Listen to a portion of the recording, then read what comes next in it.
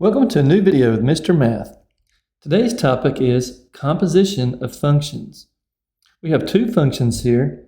G of A equals negative 3a minus 3, and f of a equals a squared plus 5.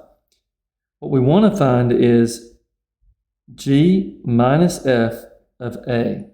So we'll put those two together. So we'll say negative 3a minus 3, which is g of a, minus f of a. So f of a is a squared plus 5.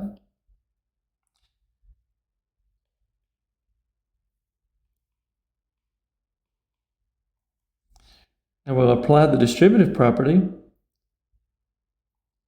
The opposite of a squared is negative a squared. The opposite of positive 5 is negative 5. Now we can go ahead and combine our like terms. There are no other a squares, so I'll go ahead and bring that down. There are no other a's, so we will bring that down.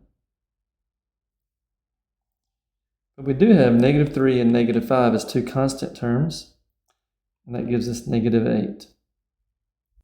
So, our final answer is negative a squared minus 3a minus 8.